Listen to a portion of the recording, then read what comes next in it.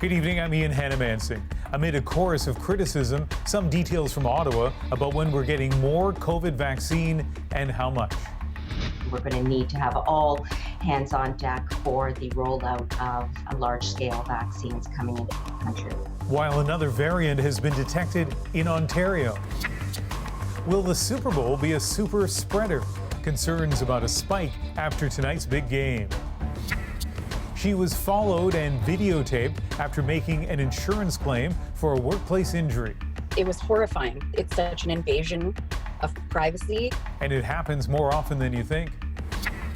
No better way to wake up in the morning than a cold wave in your face. And need a break from pandemic stress? Finding peace in the icy waves of Lake Ontario. This is The National.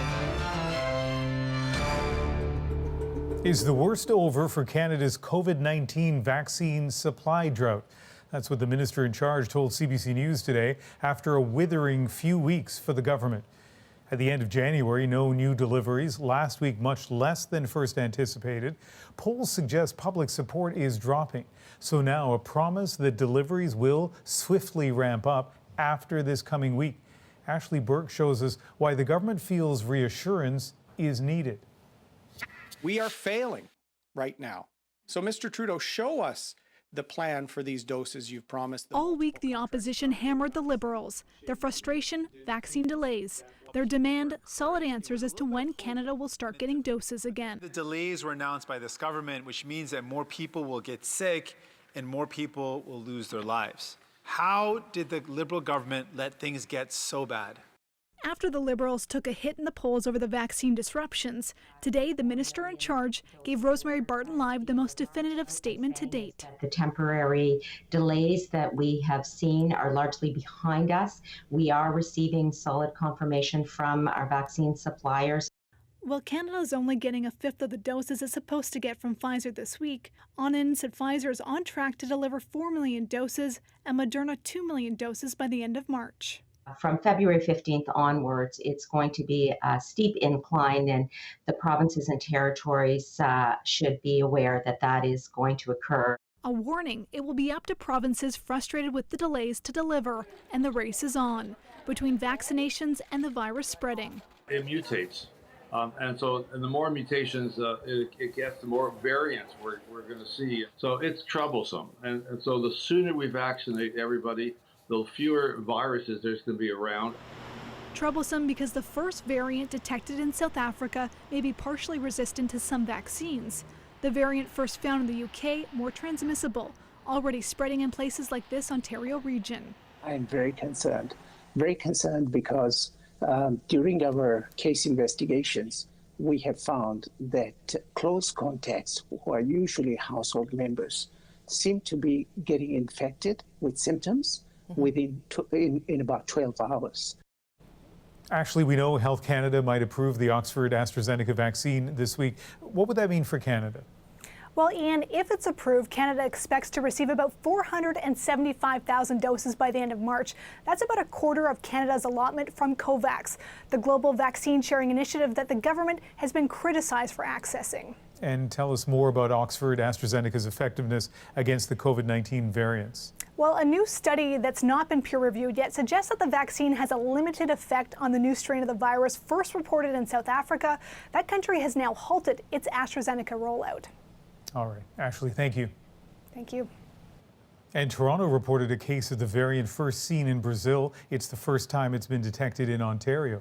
Cases of 2 other variants have emerged across the province, and that has officials worried, despite Ontario's hopeful trend. The case rate has declined dramatically from a peak hit around 3 weeks ago. It's down 60%. But the number of COVID patients in ICUs is down just 16% from its peak. Talia Ricci shows us the need to protect that downward trend is clear as the state of emergency expires this week. Construction on this Ontario hospital began long before the pandemic. Now it opens its doors with a new purpose. It is positioned as a surge hospital, and it's dealing with ICU patients and internal medicine patients. For now, the emergency department at Cortellucci Vaughan Hospital remains closed. Instead, it will be treating a mix of COVID and non-COVID patients transferred from other hospitals. More than 40 patients arrived on opening day. In 3 weeks, we literally turned this hospital upside down. In Ontario, falling case rates mean a return to class for students in some regions on Monday. That is the priority for the government of Ontario. Getting our kids back to class is #1 for their mental health and their development. We wanted to be cautious. We're the only province in Canada that took this time to get our community numbers down. Experts say the variants add a new dimension to the pandemic. The province says it's ramping up resources to screen all positive COVID-19 cases for known variants and also working to identify new ones. The epidemiology of the new variants is quite concerning to me. I think it's really, really important for us to understand the scope of the problem and how quickly it may be growing. Very, very grateful. The Premier has suggested reopenings could happen first in areas with low case counts. Dr. Sundram says a regional approach makes sense, but the movement of people between regions has to be taken into account, especially as these variants spread. I think that we could be entering a new and very, very difficult phase of this pandemic. Ontario's state of emergency is set to expire on Tuesday. The Premier is expected to announce details on reopening this week. Talia Ricci, CBC News, Toronto. COVID-19 has now killed more than 10,000 people in Quebec alone, the province accounting for about half of the country's total death toll. But it continues to see plummeting case rates. On Monday, Quebec is moving ahead with relaxed restrictions, with some businesses in red zones allowed to reopen and curfews pushed back to 9:30 p.m. The Cargill meat packing plant near High River, Alberta, has been hit with a second outbreak of the virus. 11 cases have been linked to the plant since December.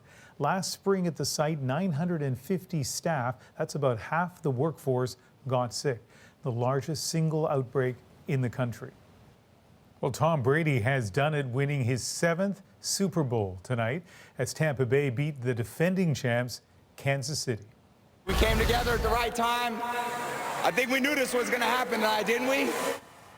Some 25,000 fans, a third of them vaccinated healthcare workers, were at Tampa's Raymond James Stadium with mandatory masks and physical distancing rules in place.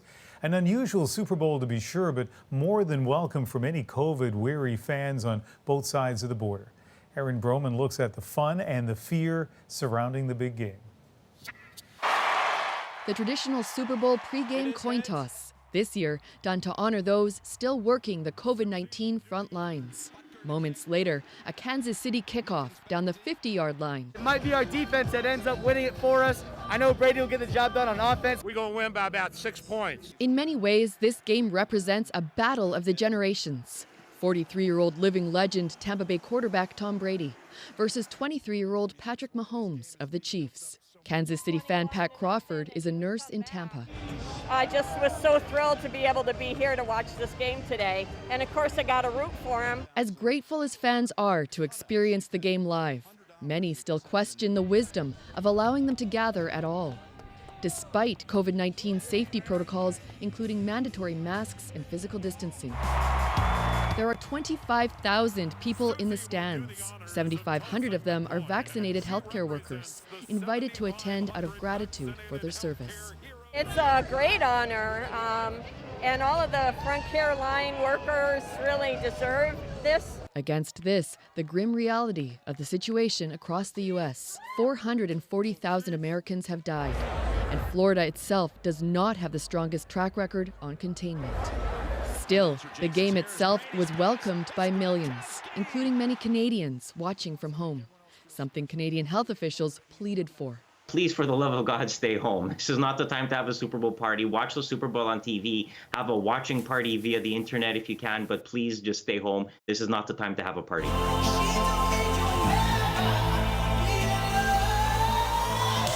And there was a Canadian connection to this historic event. Toronto recording star The Weeknd performed in a visually stunning halftime show, a highlight for fans on both sides of the border. Aaron Broman, CBC News, Winnipeg.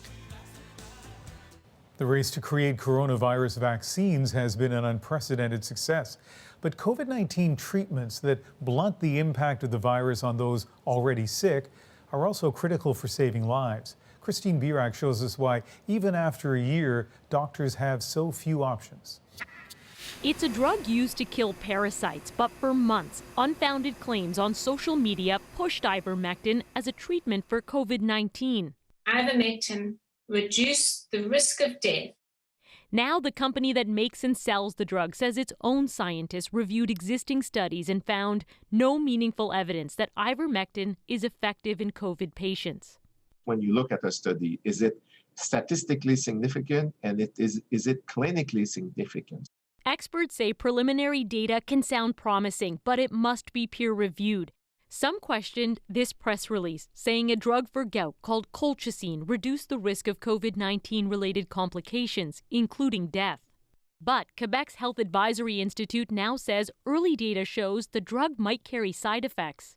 Fortunately, we cannot say that it should be used. It's premature for us to give that answer. It's not easy to test existing treatments on infected volunteers in the middle of a pandemic, but researchers are determined to find new treatments for patients suffering in hospitals. We did see a little bit faster resolution of COVID-19 symptoms. Dr. Jordan Fell just published his phase 2 trial results for interferon. It's a chemical our body makes to interfere with viruses. Researchers injected an added dose into 60 moderately ill COVID patients, including Guilherme Silva. I don't think I had any side effects. If I did, they were so mild that I didn't notice.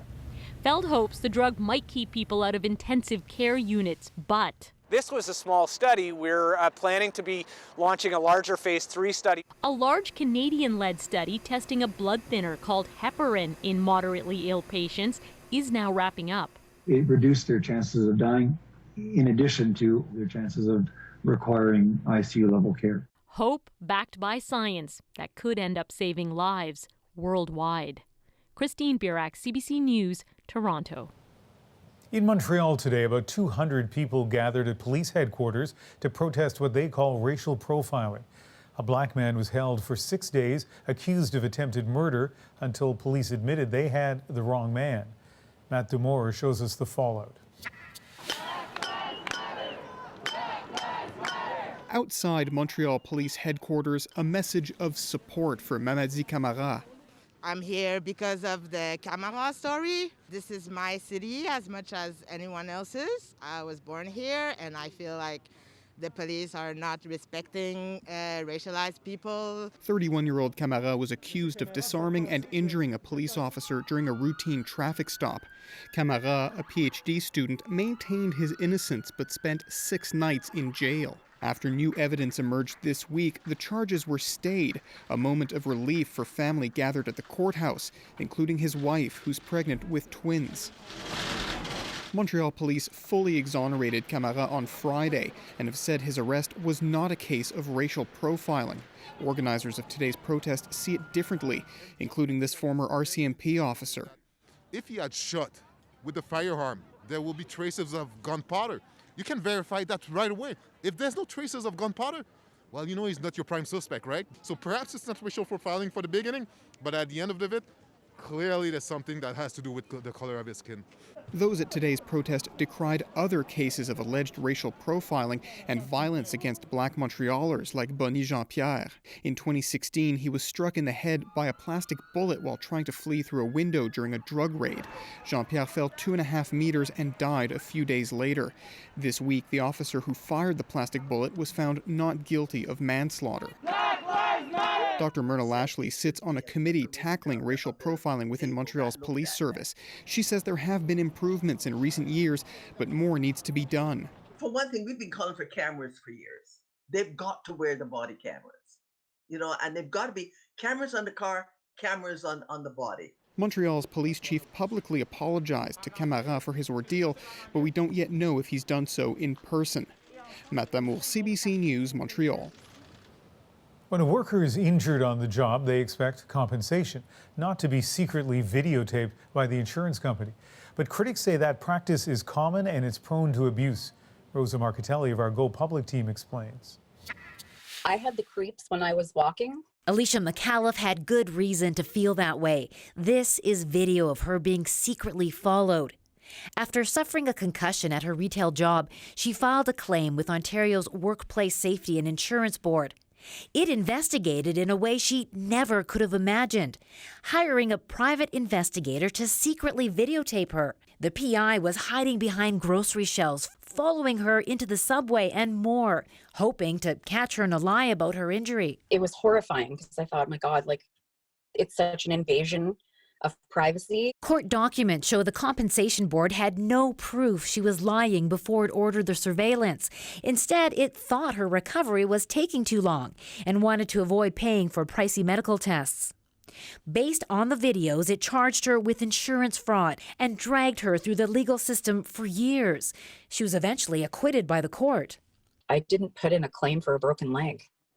I put in a claim for a brain injury. The WSIB wouldn't comment on McAuliffe's case, but says generally surveillance is only conducted as a last resort.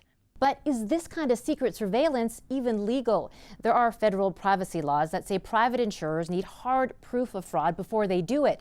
But public insurers and workers' compensation boards fall under provincial laws, which often don't specifically address covert surveillance. Lindsay White was also secretly videotaped after a car accident by Manitoba's public insurance. MPI then told her it had proof she was lying and then pressured her to drop the claim. It was very threatening. It was very intimidating. She refused to drop it, saying the videos didn't contradict anything she told the insurance company. MPI says it too rarely uses surveillance and has a responsibility to crack down on fraud, but admits it does sometimes use the videos to get people to drop claims. We say to the customer, you can abandon it right now, and we will also drop it. We won't be moving forward with any criminal charges. That's not uncommon, says this lawyer. That's a financial benefit for the insurance company or the workers' compensation board. Experts say there's also a psychological impact. Both women say the experience haunts them and say it's unfair that the insurers who put them through it suffer no repercussions. Rosa Marcatelli, CBC News, Go Public. And don't forget, our Go Public stories come from you, so if you have a tip to investigate, send an email to gopublic@cbc.ca. It's a song many of you will remember, one of the biggest hits of the 1970s. Sometimes when we touch. Coming up, Dan Hill, on the eve of a big honor, speaks about the inspiration behind his greatest hits. Dan, for a 19-year-old, you're way too intense. Plus, winter is here, and so is Ontario's surf season. No better way to wake up in the morning than a cold wave in your face. And the man behind nearly 3 decades of posters celebrating Black History Month. Now so hungry for a positive image of a Black person. We're back in a moment.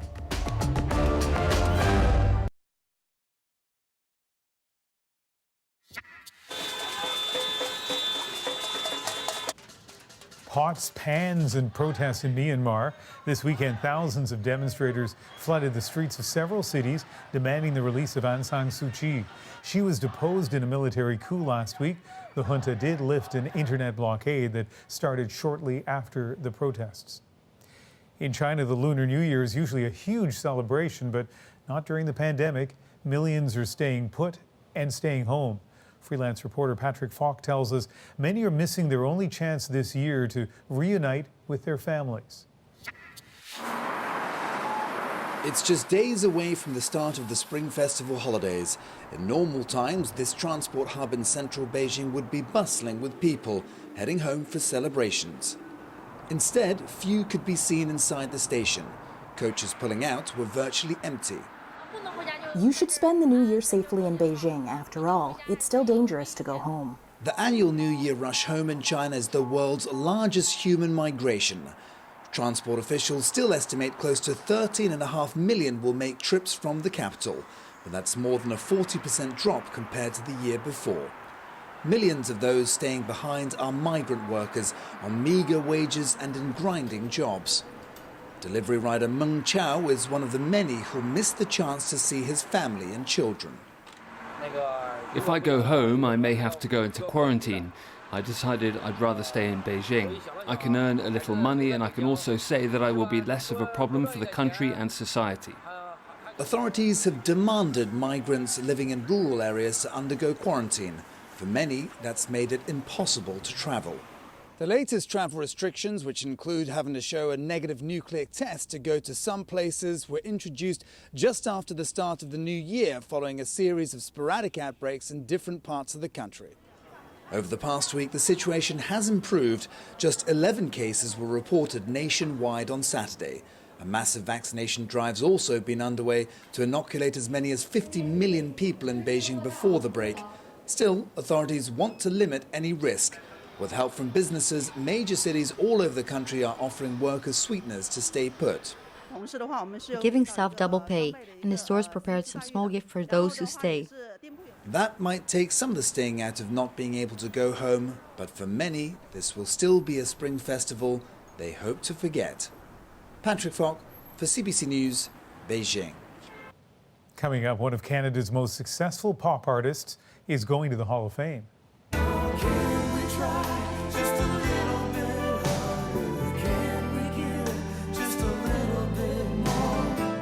Dan Hill tells us the personal connection to his songs. But first, another triumph for Canada's Dan Levy, co-star and co-creator of Schitt's Creek, which was nominated this week for multiple Golden Globe Awards. I am so honored to be here hosting Saturday Night Live, somewhere my 13-year-old self has fainted in like a really needy, melodramatic way. Dad? His famous dad and co-star Eugene showed up, and Levy showed off his own comic touch. It's the host of the show, Dan Levy. Oh my goodness, thank you so much, man. You too. But many are talking about what happened offstage. Levy's mother, Deborah Devine, tweeted to some guys she called bully punks, who apparently picked on her son at camp in the mid-90s. "I have just 7 words to say to you," she wrote. Live from New York, it's Saturday night. Well played.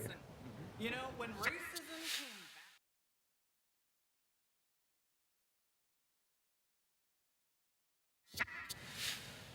On the day the musician The Weeknd wowed the worldwide audience at the Super Bowl, we want to focus on another Canadian artist who's enjoyed worldwide acclaim. On the eve of being honored for his excellence as a songwriter, we feature Dan Hill in the National Interview. Now we're going to let the folks out across Canada hear this young man, so will you please welcome Dan Hill. You almost certainly know some of Dan Hill's work, but you'd probably be surprised at how prolific a songwriter he's been. His lyrics, an emotional autobiography. Whoa, wake up to the madness of the city. Say hello, it's a brand new day. You make me wanna be. Dan Hill burst onto the Canadian music scene in the 1970s, releasing 2 critically acclaimed albums. The best new male artist is Dan Hill! And winning his first of 5 Juno Awards at just 21 years old. That's the best reassurance of all, is just to feel that there are people out there listening and responding. A year later, that response snowballed into an avalanche.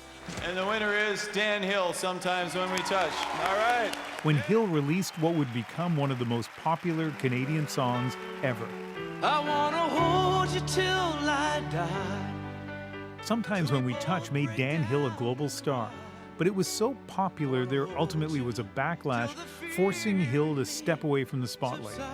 We all need times away from public scrutiny because it can just wear you out. And I think I'm more creative when I'm not in the limelight than I am when I'm, always in the papers. Can we try? Hill began a long career writing songs for others, including hits for George Benson and Britney Spears. And he won a Grammy for his work with Celine Dion. I'm asking, what about black lives? What about black lives? And now, after a long hiatus, Dan Hill is releasing a new, very personal album and is being inducted into the Canadian Songwriters Hall of Fame in a virtual ceremony tomorrow. I spoke with him from his home in Toronto. Dan, it's a real pleasure to get a chance to talk to you, and congratulations on your induction into the Canadian Songwriters Hall of Fame. Thank you, Ian. I appreciate you saying that. I was in high school when Sometimes When We Touch came out, and a couple of years later, I was working at a radio station. So from that perspective, I know how enormous that song was in the late 70s. But What about from your perspective? How did it change your life? Well, everybody I worked with, from my managers to my music lawyer to my producers, we had no idea the impact that A, sometimes when we touch would have across the world, B, how my life would absolutely undergo a transformative change as a result of this. I was touring 300 days a year. When I wasn't performing, I would be flown, say, to England to perform Top of the Pops. That's the only way you can have a hit in Europe. One interesting thing is, unlike today, my record conquered one country at a time. So it was the biggest Canadian record of all time in Canada. Then 3 months later, it conquered America. Then 3 months later, it conquered Europe. Then 3 months later, it conquered Africa and Asia. So unlike today, when, say, the Weeknd releases a single and it's shot right across the world, it was very strange to see the song every 3 months take over another country. It is a very dramatic lyric that you wrote, some might say filled with angst. What was the story behind it? Well, I was 19. I happened to be madly in love with this woman who was 22.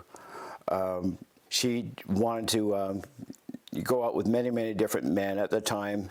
So it just crushed my heart that she didn't want to just be with me. I thought the only way I could possibly get her to just be with me is to write one of the best songs of all time. That's what I wrote Sometimes When We Touch about. Exactly what I wrote about was what was happening with me and her. I did play her the song over the phone, and she just, thinking that this would really nail it for me, and she said, "Dan, for a 19-year-old, you're way too intense." So that was exactly how Sometimes When We Touch was written. So that song was so big, maybe it was inevitable that there would be a backlash. And it's something that you talked about on the CBC program Take 30 back in 1983 to the host Nadine Berger. And I'm going to play that excerpt right now.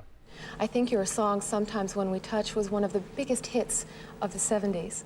But then you had a shift away from your recording career. As a writer, what caused that dissatisfaction with the singing aspect of your life? Well, I think at a certain point, Sometimes When We Touch became an albatross. It seemed that no matter what kind of song I recorded, if it was a ballad, it always sounded like Sometimes When We Touch to the people in the outside world. And so I felt I needed a chance to get away from all this and to reassess what I was doing and what the public perceived me as doing, and to get away from music for a while. So that song, by your own description, became a bit of an albatross around your neck. What was that stage of your career like? Well, you know, yes, this is common with a lot of performers that have a monumental hit. Very, very difficult to come back and continue with that same success. So what I did was I started writing songs for other artists, as well as Sometimes When We Touch being a huge hit for me personally. It meant every single writer, producer, and artist was suddenly interested in my songwriting. So I ended up writing with the biggest, most successful songwriter-producer of all time, Michael Masser, who went on to write and produce all the Whitney Houston hits. Well, Michael Masser and I wrote a song called In Your Eyes. And then George Benson recorded it, and he had a huge worldwide smash. In your eyes, I can see my dreams, reflections in your eyes. But Dan Hill wasn't done as a headliner. Can we try just a little bit harder? Can we give just a little bit more? In 1987, this duet with Vonda Shepard, Can't We Try, was a hit around the world. You know, just like Sometimes When We Touch reflects the 19-year-old, you know, angst-ridden Dan Hill, Can't We Try sounds like more mature and someone dealing with problems in a relationship. Was it autobiographical at all, that song? It was absolutely, totally autobiographical. Pretty well in all my songwriting is a very, very revealing and honest and authentic. I wrote the song in 1983. The second verse after the first chorus, the second half of the second verse, I was still kind of complaining about my problems with the relationship with Bev, and she came into the piano room and said, "No, this should be about what the woman feels, not what you feel."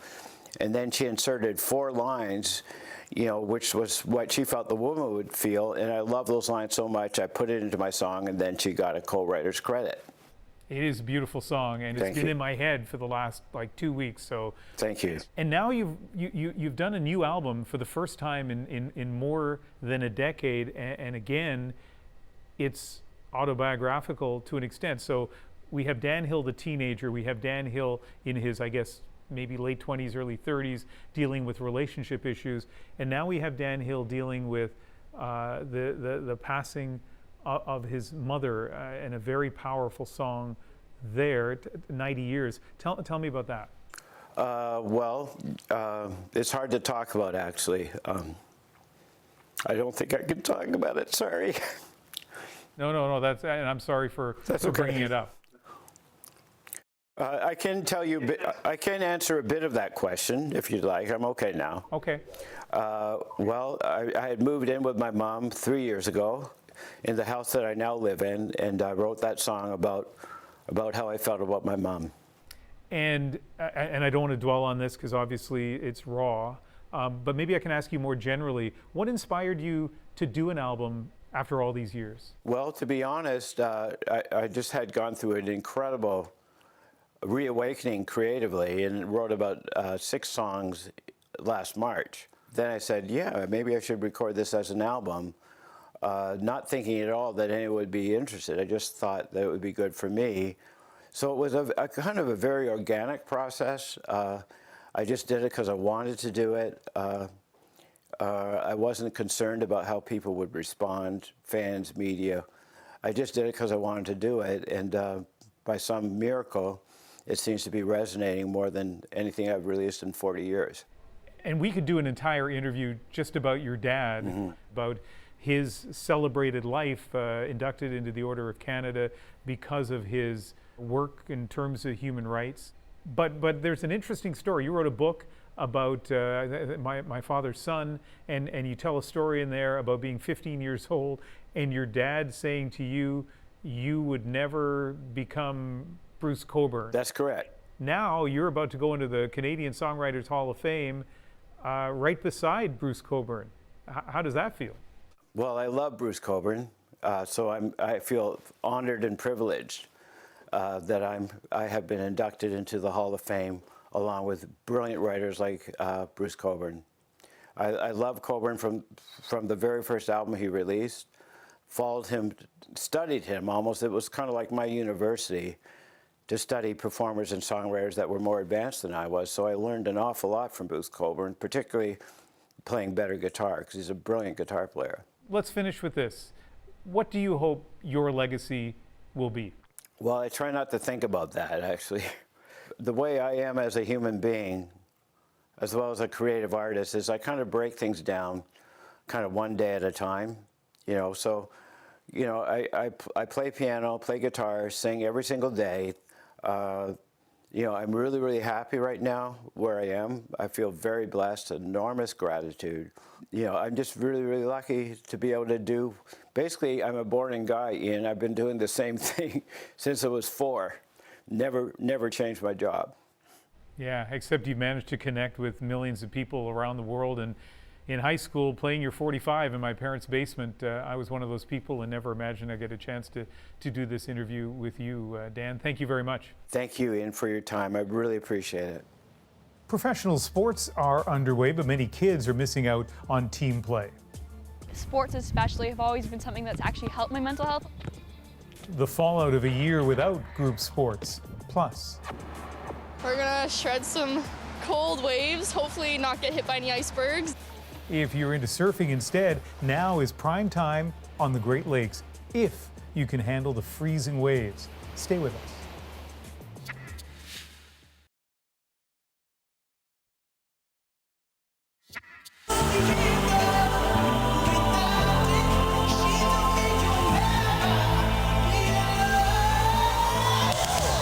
That is Canadian recording star The Weeknd from his energetic performance at the Super Bowl halftime show, an appearance for which he spent $7 million of his own money to achieve his cinematic vision.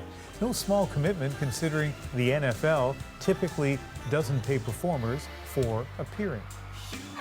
History has been made today as she becomes the first female to officiate a Super Bowl. And Super Bowl 55 breaking ground for women. Sarah Thomas, the first woman in NFL history to help call the championship game. Thomas, who served as a down judge, became the league's first female referee back in 2015. Many COVID-weary fans across North America are excited pro sports are back in action, but for many Canadian kids who still can't play on their own teams, the pandemic is starting to feel endless. Jamie Strachan examines the mental and emotional costs of being benched. As nightfall crawls over this suburban Toronto neighborhood, 11-year-old Elijah Moses does all he can do these days, play alone. It's just not as fun playing by yourself, and even especially going to the ranks, not allowed using a stick or a puck or anything. It's just really a bummer. In Canada's biggest city, arenas are locked down. Even on the city's outdoor rinks, sticks and pucks are forbidden. Honestly, felt pretty sad, just that motivation's going down the more no one's coming and we can't play together. He is usually a busy boy. Winters spent in hockey arenas, summers on the baseball diamond. These days, he's got nothing but time, and he's not using it well, says his mother. Now all he does is go on TikTok and make videos. This is the 4-puck challenge. And play PS4 and Fortnite all the time. His behavior's deteriorated, his language has gotten atrocious from this thing. And we are constantly telling him, get off the PS4, get off the PS4, go outside and play, but there's just no motivation. He just kind of slips the puck through, Muzzin gets it into the danger zone, good battle. Parents have watched this all happen as the NHL was given the green light to start its season. On the power play, while some families have enjoyed watching the league's return, not everyone is celebrating. I don't think it's fair. I don't think that adults should be allowed to play a game that kids are not, and certainly not our country's national sport. As more teams are sidelined and seasons canceled, there's a growing pressure to get kids back on the ice through an emerging Let Them Play movement, rallies urging rinks to be reopened. The NBA is also back in action, but just like minor hockey, for kids, an actual game is hard to find. For BC high school teammates Lauren Tomlinson and Naya Corshane, this was supposed to be a special season. One that would pave roads to the future and create lifelong memories. For my high school senior season, that's also a good chance to be recruited, and it's obviously my last year playing basketball in high school, so that was obviously a really important kind of milestone for me. Few young athletes anywhere are playing actual games, and even in places where limited practice is allowed, it feels foreign. We also lost the connection between us, because there's a certain period at the beginning of the season when you're training really hard and getting ready for your game, and then your team kind of comes together in a way that you haven't before, and that's not really happening as much because you only see them in practice. While COVID restrictions vary slightly by province and sport, every league and team has been affected. For hundreds of thousands of Canadian children, COVID began impacting their sports last winter. A year later, they are facing down another season of loss. During the last 10 months, it's a story this sports psychiatrist has repeatedly heard from young athletes and their families. What I try to help people understand is this is a for now thing. This is not something that's going to be like this forever, and we need to use this as an opportunity to maybe fulfill our identities a little bit more, not just be that unidimensional athlete, but also explore whatever else brings you joy and happiness and leisure. A number of recent studies have documented the profound effect this pandemic is having on young Canadian athletes. Being busy and sports especially have always been something that's actually helped my mental health a lot. So missing that aspect really sucks. Ready for a break, Coach Ross? Naya's coach, like thousands of other Canadian coaches, has used platforms like Zoom to stay in touch and attempt to replicate what they can't teach in person. All of you, please go into the Google Classroom and take a look at the sideline out of bounds and end line out of bounds plays that we're going to be running in the season coming up. We did that a couple of times a week. And we talked about basketball for probably the first 10 or 15 minutes. I'm going to personally sign off, but I'm going to leave the meeting open so that you guys can have a group discussion on your own. But most of it at the end was just me getting away from the computer and allowing them to interact with each other and have a conversation with each other about what was going on in their lives at that time. I want to be born in 1955 so that I could grow up as a teen in the 70s because I love 70s music. I think that I would like to live in like the roaring 20s, especially during this time, because like I'm really craving to like dress up and go out with people and like my friends. But they were very open with each other about how they felt, and I think that the sharing, the communal sharing about where they were at, and so many of them were at the same place, was a very important thing, and I actually think it helped them. As COVID continues to grip this country, no coach or player or parent is equating the loss of life this virus has caused to the loss of activity. But everyone has been affected differently. For young athletes, COVID has stripped away joy and whittled away opportunity. Because thinking about the future, it's too uncertain. It's kind of bleak to me. So I try my best to just focus on what I have right now and be grateful for that and pray that soon it will be fixed. For The National, I'm Jamie Strachan in Toronto. Pandemic-weary adults are struggling too and looking for a fun distraction. As Katie Nicholson shows us, some of them are finding it on the icy shores of Lake Ontario. Winter winds whip up Lake Ontario. Christina Heino is thrilled. We're gonna shred some cold waves, hopefully not get hit by any icebergs. Rain, shine, or even snow. Ever since the pandemic started, this has been a weekly date for these lake surfers. And even though it's a bitter -7 today, the off-duty paramedic wouldn't be anywhere else. Even in this weather, yeah, especially with everything locked down, it's kind of the only thing that's keeping me sane right now. The stress kind of accumulates over time, especially during the pandemic. And when I look at the surf report and I see waves or strong winds blowing, I get so excited. Before COVID, Sam Maxey worked in the food service industry. This is my second time being laid off, so I also work in the fitness industry. I'm a fitness coach, so I'm unemployed from both my jobs right now. She says the waves wash her financial stress away. It's just so peaceful, especially like a beautiful day like today. The sun is out and it's cold, but it doesn't matter. Everybody's out for the same reason. You're all just living in the moment, and it's just a nice escape from reality for a few minutes. On the way to the water, a brief report from another brave soul. It was relatively clean. The wind wasn't crazy windy, so it was easy to paddle out. Once you did, waves were big and clean, and they actually peeled, so you got a nice long ride. Surfing gives this group lots of little moments like this, a break from all the isolation, where friends can meet up and be together, but still apart. And while friendship provides warmth, isn't the water a tad cold? So yeah, just that initial shock on your face, because that's what's the most exposed, but it's the most adaptive part of your bodies. After 40 minutes or so, their faces stiff and red, they emerge from the waves. Icicles cling to their suits and their hair. No better way to wake up in the morning than a cold wave in your face. Let me tell you that. Even a bad day on the water is a good day. They part ways for hot coffees, back in isolation, and dreams of heading out again. Katie Nicholson, CBC News, Burlington. Coming up, nearly 3 decades of sketching notable Black Canadians every February. Knowing that I'm having a definite impact, like I'm really doing something special here. Toronto artist Robert Small has etched his mark. That's next.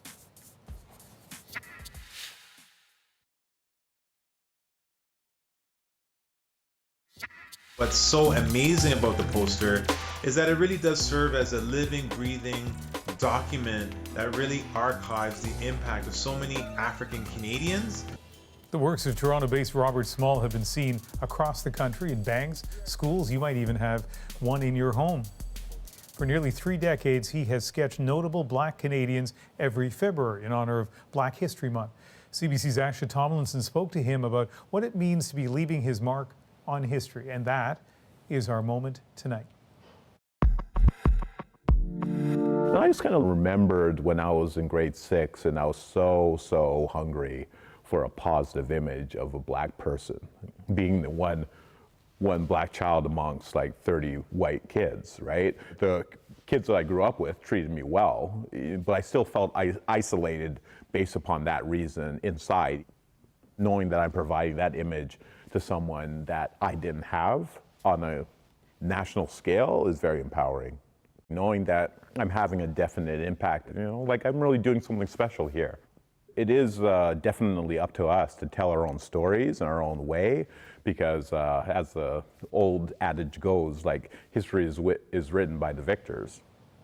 His grade 6 class picture made me smile because it looked like every single class picture I had growing up. One of the most surprising things about his story is that he has been making those posters for 27 years. I was really glad we could note it tonight on The Moment.